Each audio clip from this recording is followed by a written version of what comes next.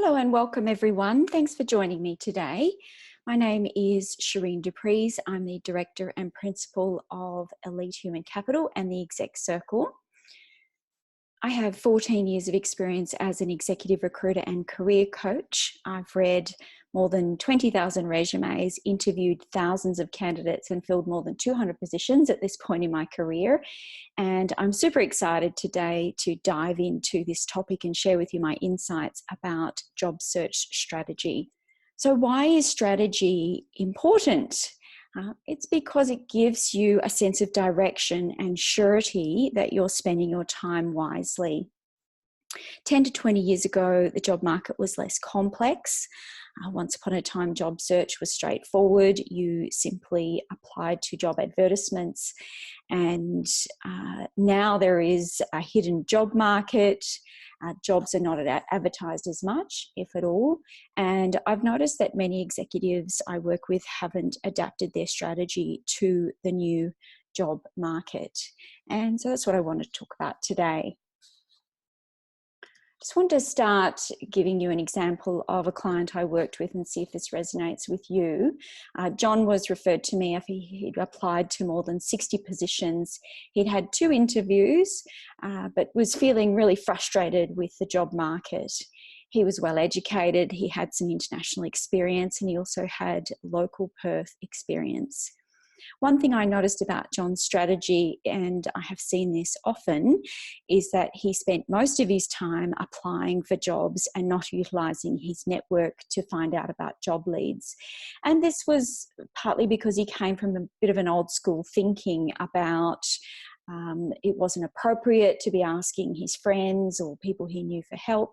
And so there was a real reluctance to be going into his network and asking it for help at this time in his career. Unfortunately, what that meant was he was spending a lot of time job hunting the wrong way. So if we look at this pie chart, for example, he was applying for job advertisements most of the time and wasn't really tapping into the other channels that exist in the job market. And so it was a bit of a hurdle for him to get over mentally, to think, oh, okay, I actually need to change my approach here because it's not serving me. So we talked about strategy, and we looked at, what his options are. And with his new strategy, together we worked on how to find jobs in the hidden job market. We repositioned his branding, we improved his resume, and we did some video interview skills training via video. So often now recruiters will interview people over video, or there'll be discussions with hiring managers or members of the board via video because people's time is very precious. John's new strategy was really flipped. So he spent the majority of his time going forward on a multi-channel approach, finding opportunities that weren't necessarily advertised in a traditional way. He was still going for advertised positions, including with recruiters, but he just wasn't as focused on that. So he was spending more time qualifying. He would actually call and discuss a position before he applied. So rather than just sort of sending a blind resume and a cover letter or applying with his LinkedIn profile, he actually called first, checked that the role was what was sort of said on the advertisement, and then introduced himself and then followed it up with a more personalised message to the contact about the open position. And he got much better traction that way. So the big change was the change in strategy, and then he made some other smaller changes to improve his implementation of his strategy.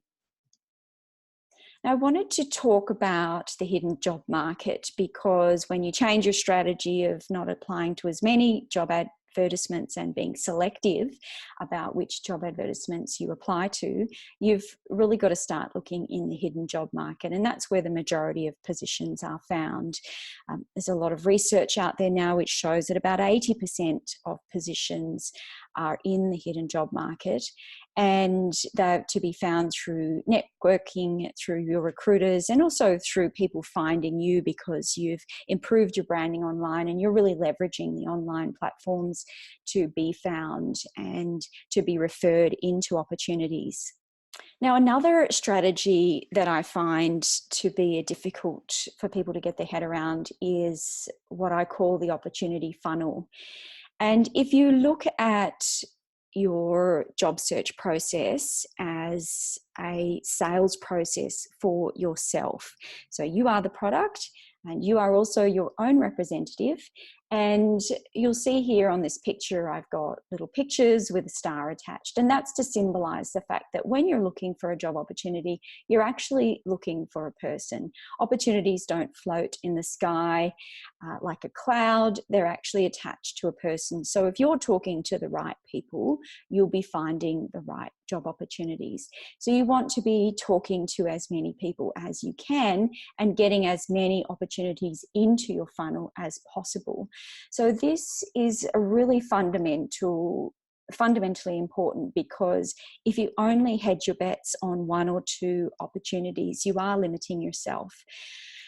When I recruit for clients, my job is to bring them a range of candidates that they can then shortlist, and all candidates in the shortlist can do the job. And similarly for you, when you are going through this process, I want you to be on the lookout for opportunities, even if you're in discussions down the track when you're negotiating. If you're negotiating without any other opportunities, you're going to have less bargaining power. And whereas if you have other opportunities in your funnel, you will have some leverage that you can use. So from a strategy point of view, when you go looking for opportunities, please put as many opportunities in your funnel.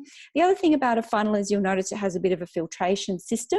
So whilst an opportunity may look good in the first pass, when you are comparing it and benchmarking with other opportunities, you will get a sense of which opportunities are better than others. You'll get valuable market information about remuneration and those types of factors. But you're also going through a bit of a filtration and selection system yourself. So if you only have a few opportunities, your data that you know about the market and the positions available is much less. I also want to just call into an important point, which is that everyone has their own unique situation. And I really appreciate a number of emails that I received prior to this webinar, because people were sharing with me their unique situations, and I understand that there are barriers that everybody has, and hurdles and roadblocks and challenges that they are facing. You know, if you are coming up with a couple of pretty significant market indicators, like perhaps your age, your qualifications, perhaps you're overqualified, underqualified, you're in a new market, or if you're wanting to change sectors, then those factors will come into play. And often I find that people do actually know what their barriers are, or have a sense of what their what's holding them back in the job market, and they just need a little bit of assistance, a little bridge to get across that you are facing, and then find mitigating things around them. So I also find that, you know, job searching is a real struggle. There's no doubt that it's one of the hardest things you'll do in your life. A career transition is something you will go through not just once, but again and again.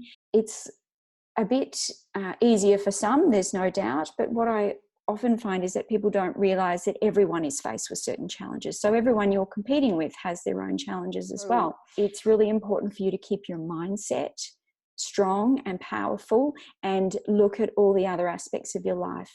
I want you to think about, you know, what energizes you? What are your triggers? I had a client who, one of the times that he found job searching to be the absolute hardest was when he was actually looking online, when he was looking on LinkedIn or Indeed or Seek and the other job boards, and he found that he got really uncomfortable and he felt it really unpleasant, because he would look through the criteria for the roles and feel like, yeah, he might have most of them, or even if he had all of them, he just applied to so many jobs that he was a bit jaded and fed up with it all. So he struggled with his mindset around actually continuing to move forward. So I want to ask you, to think about what are some new routines that you can implement into your day to bring more positivity, bearing in mind that this is a really difficult thing to go through, a career transition, and where can you get help? So what are the ways that you're currently asking for help, and how can you get more help? And that can be just a matter of talking with people that are important to you and saying, listen, I am having a bit of a struggle here. I am finding it difficult. Can you lend an ear? Can you provide me support? Often when you ask for support, the hardest part is actually asking. So please do ask, recognize that anyone going through a career transition, it is one of the hardest things you will do in your life. It can be very painful. And what else can you do to tap into the real motivations as to why you're wanting to push forward with your career? Looking at what is your why. It's not just about, who you are and what you want to move forward. Often you're representing a number of people, might be people in your family or people that you wanting to help in their careers or in their life and the impact you're making on the world. So I really want to just suggest to you that it's okay to ask for help, and please do that. So I want to go now to our question and answer section. So the first question is, my work history shows that I'm nearing 50 years of age, and how does age affect an employer's perception? It does affect an employer's perception. I would say that perceptions are changing. So with the aging workforce and employers themselves staying longer in the workforce, decision makers, there's a lot of work being done and a lot of mind shift around the fact that people who are in their 50s are still very employable. I would say if you're in your 60s, there's even more of a barrier. So when you're in your 50s, you're still going okay. But the clients I work with that get to their 60s and 65 and above, and I've even spoken with some closer to 70, is that the barriers are even greater. So you can't necessarily go through a traditional job search process when you're getting to the latter stages of your career, because junior recruiters just might screen you out. So they'll look at your resume and unfortunately not put you forward. So you have to be aware of who you're dealing with, and if you can, go straight to the decision makers, get a referral in, and sort of bypass that traditional recruitment process, because the traditional recruitment process won't serve you because of the inherent biases that exist. Next question is sending CVs and cover letters really being overtaken by LinkedIn and other apps? I would say that you need all of them. You need to have a CV and a cover letter, but that's still traditional recruitment is still requiring that. You also have to have a polished LinkedIn profile that you can use to apply, or you will be checked online. Most employers now will check your online presence. They'll check your LinkedIn profile, and certainly some recruiters will just accept a LinkedIn profile and don't even need a resume to put you forward or to put you in the process. And some employers too will accept a LinkedIn profile. You do need to have all your bases covered. Next question is, I find that I'm overqualified or underqualified. How do I deal with that?